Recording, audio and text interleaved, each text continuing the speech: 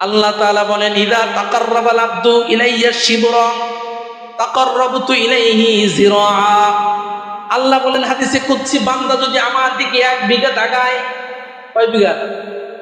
বান্দা যদি আমার দিকে 1 বিঘা তাকায়, আল্লাহ বলেন তাকাররাবতু ইলাইহি যিরাআ, আমি বান্দার দিকে 1 হাত এগিয়ে যাই। ওয়া ইযা তাকাররাবা ইলাইয়া যিরাআ তাকাররাবতু ইলাইহি বাআ, বান্দা যদি আমার দিকে 1 হাত এগিয়ে যায়, আল্লাহ বলেন আমি ওই বান্দার দিকে 2 হাত এগিয়ে যাই। ওয়া ইযা আতানি ইয়ামশি আতাইতু হারওয়ালা, আল্লাহ বলেন বান্দা যদি আমার কাছে হেঁটে হেঁটে আসে, আমি রব্বুল আলামিন ওই বান্দার কাছে দৌড়িয়ে এসে হাজির হয়ে যায়। সুবহানাল্লাহ। আল্লাহ তাআলা কতটা দয়ালু। 1 কদম আল্লাহর দিকে আগাইলে আল্লাহ তাআলা আমাদের দিকে আগায় 2 কদম। আল্লাহ তাআলা বলেন উদউ রাব্বাকুম তাদাররুআ খুফিয়া, আল্লাহ বলে বান্দারে গোপনে কাকতি মিনতির সঙ্গে আল্লাহ তাআলাকে বেশি বেশি ডাকো। ওয়া ক্বালা রাব্বুকুম উদউনি আস্তাজিব লাকুম, আল্লাহ তাআলা বলেন বান্দারে তুমি আমাকে ডাকো, আমি তোমার ডাকে সাড়া দিব। সুবহানাল্লাহ। আল্লাহ তাআলার ওয়াদা, এর ভিতর কোনো ভুল নাই। আল্লাহ বলেন বান্দা তুমি আমাকে ডাকো, আমি তোমার ডাকে কি করব? ওয়াল্লাযীনা ওয়া ক্বালা রাব্বুকুম উদউনি আস্তাজিব লাকুম ইন্নাল্লাযীনা ইস্তাকবিরুনা আন ইবাদাতি সায়াদখুলুনা জাহান্নামা দাখিরিন। আল্লাহ বলেন আমার ডাকে যারা সাড়া দিবে না, আমি ডাকবো, আমার ডাকেও যারা সাড়া দিবে না, আমি রব্বুল আলামিন তাদেরকে কিয়ামতের ময়দানে অপমানিত অবস্থায়, লাঞ্ছিত অবস্থায় জাহান্নামে নিক্ষেপ করব। এই জন্য আল্লাহর ডাকে কি করা? সাড়া দেওয়া। যাদেরকে আল্লাহ তাআলা জান্নাতের নিয়ামত দিবেন তাদের 4th নাম্বার গুণ আল্লাহর ডাকে কি করা। আল্লাহ পাক রব্বুল আলামিন বলেন ওয়া ইযা সালাকা ইবাদি আন্নী ফাইন্নী করিব, পয়গম্বর আমার বান্দারা যদি আপনার কাছে জিজ্ঞাসা করে আল্লাহ তাআলা কোথায় থাকে, ওয়া ইযা সালাকা ইবাদি আন্নী ফাইন্নী করিব, পয়গম্বর আমার বান্দারা যদি আপনার কাছে জিজ্ঞাসা করেন যে আল্লাহ তাআলা কোথায় থাকে, তো আপনি জবাব দিয়ে দেন আল্লাহ তাআলা প্রত্যেকটা মানুষের সবচেয়ে বেশি নিকটবর্তী স্থানে আছে। হাদিসের ভিতরে আছে মানুষের প্রত্যেকটা মানুষের শরীরে শাহরগ আছে, এই শাহরগের চেয়েও আল্লাহ তাআলা প্রত্যেকটা মানুষের নিকটবর্তী আছে। সুবহানাল্লাহ। ওয়া ইযা সালাকা ইবাদি আন্নী ফাইন্নী করিব উজিবু দাওয়াতাদ দাঈ ইযা দাআন, আল্লাহ তাআলা বলেন বান্দা যখনই ডাকে আমাকে, আমি সঙ্গে সঙ্গে বান্দার ডাকে সাড়া দিয়ে দিই। বান্দার ডাকার সঙ্গে সঙ্গে আল্লাহ তাআলা বান্দার ডাকে কি করেন? সাড়া দেন। হাদিসের ভিতরে আছে ইয়ানজিলুল্লাহু তাবারাকা ওয়া তাআলা কুল্লা লাইলাতিন ইলা সামাঈদ দুনিয়া হাত্তা ইয়াবকা সুলুসুল লাইলিল আখির, প্রতিদিন রাতের প্রথম 2 ভাগ যখন পার হয়ে যায়, 3য় অংশে, প্রত্যেকটি রাতের 3 ভাগের শেষের যে অংশ, এই অংশের ভিতরে আল্লাহ তাআলা বান্দাকে ডাকে। আমরা তো সবাই থেকে ঘুমাইয়া, কিন্তু আল্লাহ তাআলার তো কোনো ঘুম নাই। আল্লাহ পাক রব্বুল আলামিন ডাকেন রাতের শেষ ভাগে, প্রত্যেকটা মানুষকে ডাকতে থাকেন আর বলে মাইয়াদউনি ফাস্তাজিবা লাহু, ও আমার বান্দারা কে আমার কাছে চাইবা আমি তোমাকে দিয়ে দিব, আমার কাছে যে ক্ষমা চাইবা আমি তোমাকে ক্ষমা দিয়ে দিব, আমার কাছে যে ব্যক্তি রিজিক চাইবা আমি তাকে রিজিক দিব, এক কথায় আমার কাছে যা চাইবা আমি রব্বুল আলামিন তোমাকে দিয়ে দিব। এই জন্য রাতের শেষ অংশ এটা হচ্ছে দোয়া কবুলের সবচেয়ে উপযুক্ত সময়। রাতের শেষ অংশ, যেই সময় সমস্ত মানুষ ঘুমিয়ে থাকে, এই সময় দোয়া করলে আল্লাহ পাক রব্বুল আলামিন সবচেয়ে বেশি দোয়া কি করেন? কবুল করেন। ওয়া আমরুহুম শুরা বাইনাহুম ওয়া মিম্মা রাযাকনাহুম ইউনফিকুন, যাদেরকে আল্লাহ তাআলা জান্নাতের নিয়ামত দিবেন তাদের 5 নাম্বার গুণ ওয়া আমরুহুম শুরা বাইনাহুম, যারা পরামর্শ করে কাজ করে, যারা পরামর্শ করে কাজ করবে ওদেরকে আল্লাহ তাআলা জান্নাতের নিয়ামত দিবে। পরামর্শের ভিতরে বরকত আছে, কল্যাণ আছে। মন মতো কাজ করলে পরবর্তীতে বেইজ্জতি হতে হয়, লাঞ্ছিত হতে হয়, অপমানিত হতে হয়। আল্লাহ তাআলা বলেন প্রত্যেকটি কাজ, দুনিয়াবি কাজ হোক অথবা পরকালীন কাজ হোক, যে কোনো কাজ হোক না কেন, প্রত্যেকটা কাজ তোমরা পরামর্শ করে কাজ করো। পরামর্শ করে কাজ করলে তার ভিতর কি আছে? কল্যাণ আছে। আল্লাহ তাআলা বলেন ওয়াশাবিরুহুম ফিল আমর ফাইযা আযামতা ফাতাওয়াক্কাল আলাল্লাহ। আল্লাহ তাআলা বলেন পরামর্শ করে কাজ করো। পরামর্শ করে যখন একটা বিষয় সিদ্ধান্ত হয়ে যাবে, সিদ্ধান্ত হওয়ার পরে আল্লাহ তাআলার উপরে ভরসা করো। সুবহানাল্লাহ।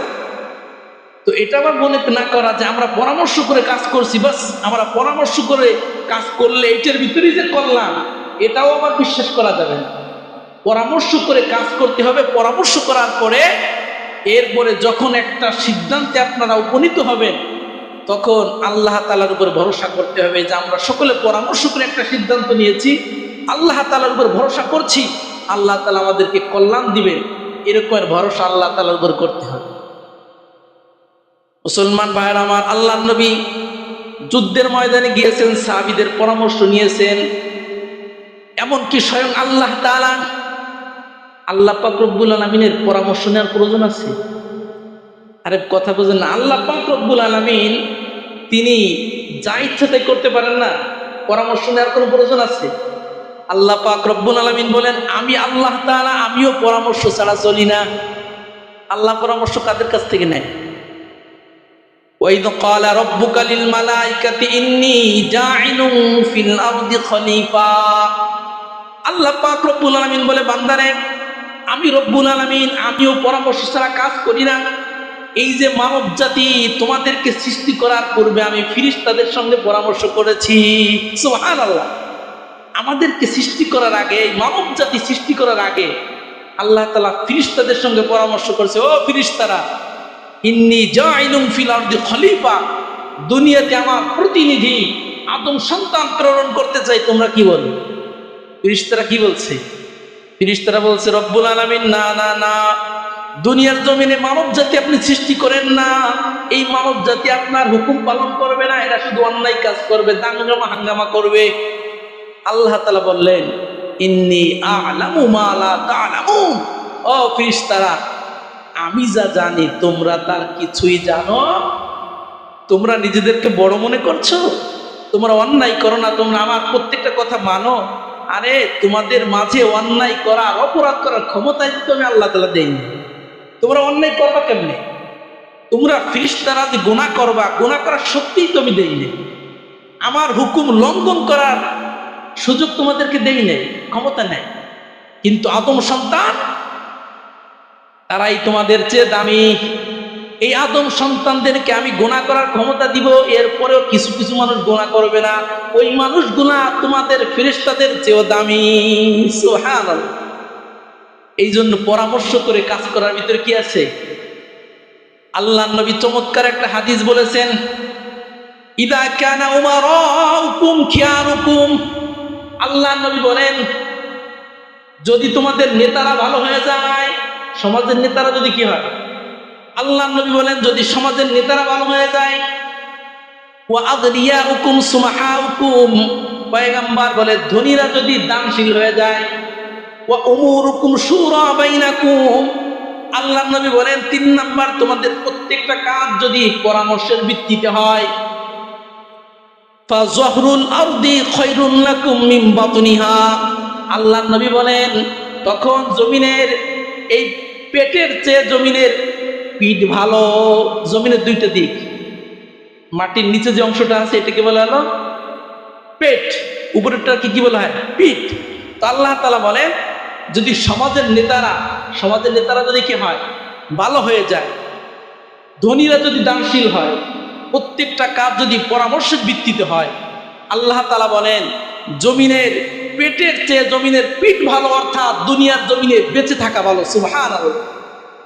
যদি নেতারা ভালো হয় আর ধনীরা যদি দানশীল হয়, প্রত্যেকটা কাজ যদি পরামর্শের ভিত্তিতে হয়, আল্লাহ নবী বলে এই সময় মরে যাওয়ার চেয়ে জীবিত থাকা ভালো। মরে যাওয়ার চেয়ে জীবিত থাকা। এর বিপরীত আল্লাহ নবী বলে, ওয়াইদা কানা উমারাউকুম শিরারুকুম, আল্লাহ নবী বলেন তোমাদের নেতারা যদি খারাপ হয়ে যায়, সমাজের নেতারা যদি দুর্নীতিবাজ হয়, ওয়া আগনিয়াউকুম বুখালাউকুম, আল্লাহ নবী বলেন ধনীরা যদি কৃপণ হয়ে যায়, ওয়া উমুরুকুম ইলা নিসাইকুম, প্রত্যেকটা কাজ যদি মহিলার সিদ্ধান্ত মানে স্ত্রীর সিদ্ধান্ত অনুযায়ী যদি হয়, আল্লাহ নবী বলেন এই সময় জীবিত না থেকে মরে যাওয়া ভালো। এমন একটা সময় আসবে সমাজের নেতারা কি হয়ে যাবে? নেতারা খারাপ হয়ে যাবে, ধনীরা হয়ে যাবে কৃপণ, আর পুরুষ মহিলা ছাড়া কিছুই বুঝবে না। পুরুষ যত কাজ করবে সব মহিলার সিদ্ধান্ত, মহিলা স্ত্রী যদি সিদ্ধান্ত না দেয় তাহলে কোনো কিছু হবে না। ওই সময়টা আসতে এখনো বাকি আছে, আমি 200 বছর। হ্যাঁ, ওই সময়টা চলে আসছে না। স্ত্রীর পরামর্শ ছাড়া কিছু করা যায়? আল্লাহ নবী বলেন যখন সমাজের পরিস্থিতি এমন হবে যে স্ত্রীর কথা মতো চলতে হবে, স্ত্রীর কথার বাহিরে চলা যাবে না, আল্লাহ নবী বলেন এই সময় তোমাদের জীবিত থেকে কোনো লাভ নাই, এই সময় জীবিত না থেকে মরে যাওয়া ভালো। এই জন্য সম্মানিত হাজিরিন, আমরা পরামর্শ করে কাজ করব। আপনার আমার স্ত্রী যা বলবে এটাই যে মানতে হবে, এটার ভিতরে যে কল্যাণ আছে বিষয়টা না। সমাজে আরো মানুষ আছে, আপনার ভাই ব্রাদার আছে, সবার সাথে পরামর্শ করতে হবে। 6 নম্বর আল্লাহ বলেন ওমিম্মা রাযাকনাহুম ইউনফিকুন। 6 নম্বর গুণ যাদেরকে আল্লাহ তাআলা জান্নাতের নিয়ামত দিবেন। আল্লাহ বলেন যারা আল্লাহর দেওয়া সম্পদ আল্লাহর রাস্তায় খরচ করবে, আল্লাহর দেওয়া সম্পদ যারা আল্লাহর রাস্তায় খরচ করবে, আল্লাহ তাআলা তাদেরকেও জান্নাতের নিয়ামত দান করবে। এক সাহাবী বললেন ইয়া রাসূলুল্লাহ, ইয়া হাবিবাল্লাহ, আইয়ু সাদাকাতি আযম। হুজুর, দান সদকার তো অনেক প্রকার আছে, তো কোন দান সদকা আল্লাহ তাআলার কাছে বেশি প্রিয়? তো আল্লাহ নবী বলেন ওয়ান তাসাদদাকা ওয়ান তাসহিহুন শাহিহুন তাকশাল ফাকরা। আল্লাহ নবী বলেন যখন তুমি পরিপূর্ণ সুস্থ থাকবা, যখন তোমার সম্পদের প্রয়োজন থাকবে, তখন তুমি দান করবা। আমরা অনেক সময় মনে করি আরে দান করতে হয় তো অসুস্থ হয়ে গেলে, আরে দান করতে হয় তো বিপদে পড়লে। আল্লাহ নবী বলেন না, দান করতে হয় স্বাভাবিক সময়, সুস্থ যখন থাকে তখন দান করতে হয়। যখন সম্পদের প্রতি লোভ থাকে, যখন গরিব থাকে, তখনই দান করতে হয়। আমরা অনেকে মনে করি দান করবে তো ধনীরা, গরিবের কিসের দান? গরিবের দানই আল্লাহ তাআলার কাছে বেশি প্রিয়। 7 নম্বর গুণ আল্লাহ তাআলা বলেন ওয়াল্লাযীনা ইযা আসাবাহুমুল বাগয়ু হুম ইয়ানতাসিরুন। যাদেরকে আল্লাহ তাআলা জান্নাতের নিয়ামত দিবেন তাদের 7 নম্বর গুণ, তারা যদি জুলুম অত্যাচারের শিকার হয়, আল্লাহ তাআলা বলেন প্রতিশোধ গ্রহণ করে। জুলুম অত্যাচারের শিকার হলে প্রতিশোধ গ্রহণ করা কিন্তু জায়েজ, না জায়েজ কিছু না। আপনার একজনে মেরে ফেলেছে, আপনার ছেলের হত্যা করছে, তো শরীয়ত বলে কি যে হত্যা করছে তাকে হত্যা করতে হবে, এটা কিন্তু জায়েজ। আল্লাহ বলেন ওয়াল্লাযীনা ইযা আসাবাহুমুল বাগয়ু হুম ইয়ানতাসিরুন। আল্লাহ তাআলা বলেন যারা জুলুম অত্যাচারের শিকার হয়, জুলুম অত্যাচারের শিকার হওয়ার পরে যদি প্রতিশোধ গ্রহণ করে তাহলে এটা কি আছে? জায়েজ আছে। আল্লাহ তাআলা বলেন ওয়ালাকুম ফিল কিসাসি হায়াতুন ইয়া উলিল আলবাব। আল্লাহ তাআলা বলেন কিসাসের ভিতর হায়াত আছে। কিসাসের ভিতর কি আছে? আপনার ছেলেকে একজনে মেরে ফেলছে, এখন যে মেরে ফেলেছে মানে রাষ্ট্রীয় আইন অনুযায়ী যদি তাকেও মারা হয়, এটা হচ্ছে কোরআনী শাসন, তাহলে এই মারার ভিতর হায়াত আছে। এটা কিভাবে? কেসাসের ভিতর হায়াত আছে এটা কেমনে? এটা হলো এইভাবে, উদাহরণস্বরূপ আপনার ছেলেকে একজন মারছে, রাষ্ট্রীয়ভাবে যদি তাকে মারা হয় তাহলে এই জাতীয় কাজ করার দুঃসাহস পোষণ আর কিয়ামত পর্যন্ত কেউ করবে না। এখন যদি এমন হয় যে অন্যায়ভাবে মারলে এখনো বিচার নেই, যখন যে যাকে পারে তাকে মেরে ফেলে, যদি এরকমের পরিস্থিতি দেশের হয়ে যায় তখন তো হত্যাকাণ্ড দিন দিন বাড়বে, তখন তো হায়াত আর কমে যাবে, হায়াত কমে যাবে না? এই জন্য আল্লাহ তাআলা বলেন যে কিসাসের ভিতরে হায়াত আছে। একজন অন্যায় করলে এই অন্যায়ের শাস্তি যদি দেওয়া হয় তাহলে এই অন্যায় দেখে আরো 5 জন অন্যায় কাজ থেকে কি করবে? বিরত থাকবে। এই জন্য আল্লাহ তাআলা বলছে যে কিসাসের ভিতরে কি আছে।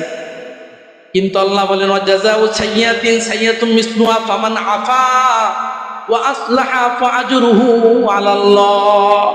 আল্লাহ বলেন একজনের জুলুম অত্যাচারের শিকার, প্রতিশোধ নেওয়া তো জায়েজ আছে, কিন্তু যদি কেউ ক্ষমা করে দেয় এইটা হলো সর্বোত্তম। আপনার প্রতি জুলুম করেছে, একজন অত্যাচার করেছে, আপনি যদি কি করেন? ক্ষমা করে দেন। আল্লাহ তাআলা বলেন এইটা হলো, ক্ষমাটা হলো সর্বশ্রেষ্ঠ। সুবহানাল্লাহ। একটা একটা হাদিস বলেই আলোচনা শেষ করব। হাদিসটা হলো, আল্লাহর নবী একদিন সাহাবা ইকরামের সামনে হঠাৎ করে হেসে দিলেন। ওমরে ফারুক রাদিয়াল্লাহু তাআলা বললেন, হুজুর আপনি তো স্বাভাবিক হাসেন না, তো আমাদের সাহাবা ইকরামের সামনে আপনি হেসে দিলেন, বিষয়টা কি একটু জানতে পারি? তো আল্লাহর নবী সাহাবীদেরকে একটা হাদিস শোনালেন। ও সাহাবা ইকরাম, কিয়ামত দিবসে বাদী বিবাদী দুই ব্যক্তি আল্লাহ তাআলার সামনে হাঁটু গেড়ে বসবে কিয়ামত দিবসে। আল্লাহু আকবার। যিনি বাদী, এই বাদী ব্যক্তি আল্লাহ তাআলার কাছে মামলা দায়ের করবে, রব্বুল আলামিন বিবাদী ভাই আমার হক নষ্ট করেছে, আমার উপর জুলুম করেছে, দুনিয়ায় আমি কোনো বিচার পাই নাই, অতএব আপনার কাছে আমি অভিযোগ করলাম, আপনি একটা বিচার করে দিন। আল্লাহ পাক রব্বুল আলামিন বিবাদীকে ডাকবে, ও বিবাদী, দুনিয়ার জমিনে এই বাদীর উপরে তুমি কেন জুলুম করেছো, কেন অত্যাচার করেছো, তার হক কেন নষ্ট করেছো? অতএব আমি রব্বুল আলামিন আজকে বিচার করলাম যে তোমার আমল নামার ভিতরে তুমি যে জুলুম করেছো, তোমার আমল নামার ভিতরে যত নেকি আছে সমস্ত নেকি আমি ওই মাজলুমের আমল নামায় দিয়ে দিলাম। সুবহান। বিবাদীর আমল নামায় দিয়ে দিলাম। এখন আল্লাহ তাআলা বলতেছে, ও বিবাদী, তো এখন যাও, বিচার তো হয়ে গেছে। কয় আল্লাহ, বিচারটা এখনো পরিপূর্ণ হলো না। কি আরো আরো তোমার কি বিচার, আরো পরিপূর্ণ বিচার লাগবে? হ্যাঁ, আরো বিচার লাগবে। আল্লাহ তাআলা, আমি আমার হক পরিপূর্ণভাবে বুঝে পাই নাই, সে আমার প্রতি যে পরিমাণ জুলুম করেছে ওই জুলুমের শাস্তি আমার মতে এখনো পরিপূর্ণ হয়নি। তো আল্লাহ তাআলা বলবেন, আমি আর কি শাস্তি দিতে পারি বলো? বিবাদীর আমল নামায় যত নেকি ছিল সমস্ত নেকি পর্যন্ত তোমার আমল নামায় আমি এনে দিলাম, এখনো তুমি বলতেছো বিচার পরিপূর্ণ হয় নাই, তুমি তোমার হক বুঝে পাও নাই, এখন আমি কি করতে পারি বলো, তুমি বলো। আল্লাহর নবী বলেন, ওই বাদী তখন আল্লাহ তাআলার কাছে বলবে, রব্বুল আলামিন ওই বিবাদীর আমল নামায় যত নেকি দিয়েছেন, ওই বিবাদীর আমল নামায় যত নেকি ছিল সব নেকি আমাকে দিয়েছেন, এতে আমি সন্তুষ্ট না। আমি সন্তুষ্ট তখনই হব আমার আমল নামার ভিতরে যত গুনাহ আছে, আমার গুনাহ যদি বিবাদীর আমল নামায় দিয়ে দেন তাহলেই আমি খুশি। নাউজুবিল্লাহ। আল্লাহর নবী এই কথা যখন বলছে, আল্লাহর নবীর চোখ দিয়ে টপ টপ করে পানি পড়ছে যে কিয়ামত দিবসটা কেমন হবে, যে একটা মানুষের জীবনের সমস্ত নেকি দিয়ে দেওয়া হলো অন্যজনকে, এরপরও যাকে দেওয়া হয়েছে সে খুশি না, এরপরও সে বলতেছে যে আল্লাহ আমার গুনাহগুলো ওর আমল নামায় দিয়ে দেন। আল্লাহ পাক রব্বুল আলামিন ওই বাদীকে তখন বলবে, আসমানের দিকে তাকাও, উপরের দিকে তাকাও। উপরের দিকে তাকাইবে, উপরের দিকে তাকানোর পরে স্বর্ণের একটা শহর দেখতে পাবে। কিসের শহর? স্বর্ণের শহর। স্বর্ণের শহর দেখে বলবে রব্বুল আলামিন, এই স্বর্ণের শহরের মালিক তো সম্ভবত নবীরা হবে, অন্যথায় শহীদরা হবে, অথবা বড় বড় আল্লাহর ওলি যারা আছে ওরা মনে হয় এই শহরের মালিক হবে। আল্লাহ তাআলা বললেন, না, এই শহরের মালিক শুধু তারাই হবে যারা এই শহরের মূল্য দিতে পারবে। তখন বাদী বলবে, রব্বুল আলামিন বুঝতে পেরেছি, এই শহরের মালিক আর কেউ হতে পারবে না, কারণ এই শহরের মূল্য কে দিতে পারবে? এই শহরের মূল্য স্বর্ণ দিয়ে যে শহর নির্মাণ করা হয়েছে, এই শহরের মূল্য কে দিতে পারবে? আর এই শহরের মালিক কে হতে পারবে? আল্লাহ পাক রব্বুল আলামিন তখন বলবে, হ্যাঁ, এই শহরের মালিক তুমিই হতে পারবা, এই শহরের মালিক হওয়ার পুঁজি তোমার কাছেই আছে। আল্লাহ তখন এই বাদী বলবে, রব্বুল আলামিন দ্রুত বলেন, কি পুঁজি আছে আমার কাছে? আমি কি পুঁজি দিলে এই শহরের এই স্বর্ণ দিয়ে নির্মিত এই শহরের মালিক হতে পারবো? আল্লাহ পাক রব্বুল আলামিন তখন বলবেন, তুমি তোমার ভাইকে যদি ক্ষমা করে দাও তাহলে আমি রব্বুল আলামিন এই স্বর্ণ দিয়ে নির্মিত শহর তোমাকে দান করে দিব। সুবহানাল্লাহ। তখন ওই লোকটা বলবে, রব্বুল আলামিন আমি আমার ভাইকে ক্ষমা করে দিয়েছি, আপনি দ্রুত আমাকে ওই শহরের মালিক বানায় দেন। আল্লাহ তাআলা তখন বলবেন, শুধু তোমাকে নয়, তুমি যে তোমার ভাইকে ক্ষমা করে দিয়েছো তাকে সহ তোমরা দুইজনে জান্নাতের ভিতরে চলে যাও। সুবহানাল্লাহ।